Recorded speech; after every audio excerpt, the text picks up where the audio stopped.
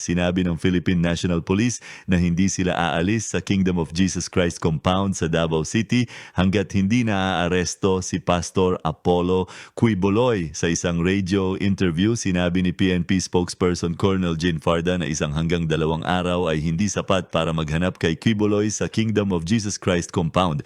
Dagdag pa niya na ang PNP ay sumusunod sa legal na mga protocol sa pagsisilbi ng arrest warrant laban kay Quiboloy at sa iba pang miyembro ng sekta. Halos 2,000 na miyembro ng PNP ang nagsagawa ng raid sa 30-hectare Kingdom of Jesus Christ compound mula noong August 24. Sinabi ni Farda na malapit na nilang matagpuan ang entrance ng bunker ng compound ni Quiboloy. Nauna nang sinabi ni Davao Police Regional Police Chief Brigadier General Nicolas Torre III na pinaniniwala ang nagtatago si Quiboloy sa loob ng Kingdom of Jesus Christ compound.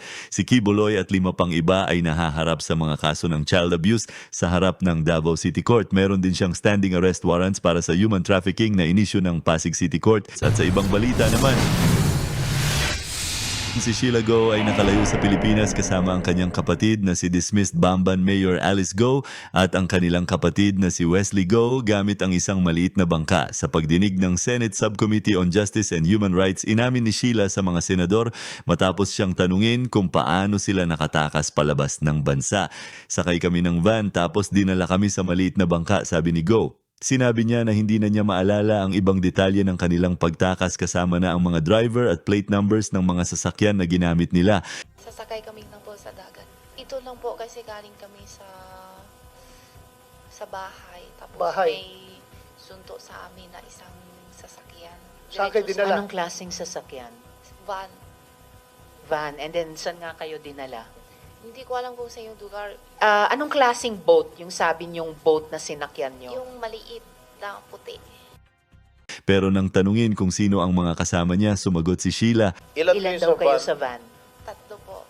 3. Sino? Kaming 3. Sino? Sinong Si tatlo? Alice tsaka si Wesley po.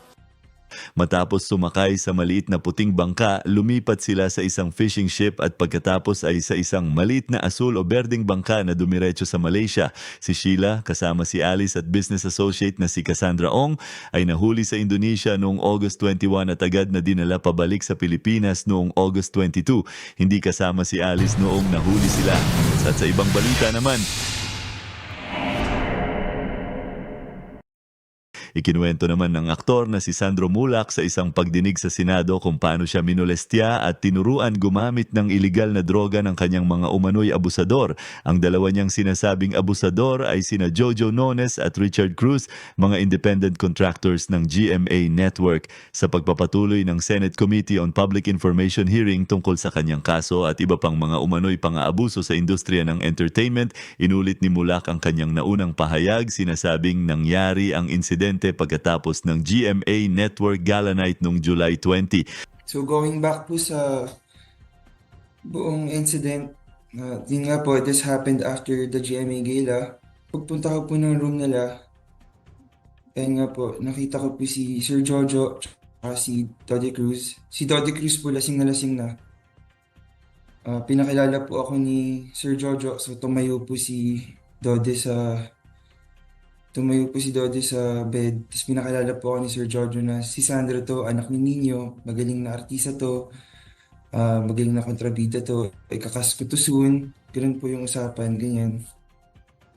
Si Richard Cruz ay wala sa pagdinig dahil siya ay nakakonfine sa St. Luke's Hospital sa Taguig dahil sa gastrointestinal bleeding ayon sa kanyang abogado. Ito ang mga balitang kailangan mong malaman ngayong araw at ito ang News Normal PH, ang balitang kumalat na parang virus.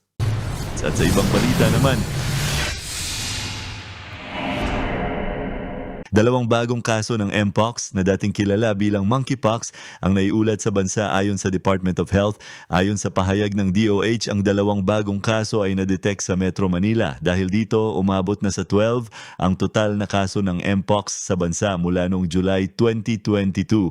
Sa 12 na kaso, 9 na pasyente ang matagal nang gumaling simula 2023, habang 3 ay active cases na hinihintay pang mawala ang mga sintomas. Ayon sa DOH, ang pinakabagong mga pasyente pasyente ay isang 37-year-old na lalaki at isang 32-year-old na lalaki mula sa Metro Manila. Ang mga pasyente ay may MPXV clade 2 o na mas mild na form ng Mpox virus. Parehong nagkaroon ng intimate skin-to-skin contact ang dalawang bagong Mpox patients bago lumabas ang mga sintomas. Sinabi ni DOH Secretary Teodoro Herbosa na patuloy nilang nakikita ang local transmission ng Mpox clade 2 sa bansa, partikular sa Metro Manila. Pinaalalahanan ng DOH Chief ang publiko na ang Mpox ay naipapasa sa skin-to-skin contact, parehong sa sexual encounters at sa bus at sa iba pang intimate na skin contact. Ang mga karaniwang sintomas ng Mpox ay skin rash o mucosations na pwedeng tumagal mula 2 to 4 weeks. Ang mga rashes ay kadalasang may kasamang lagnat, sakit ng ulo, pananakit ng muscles, back pain, low energy at pamamaga ng lymph node.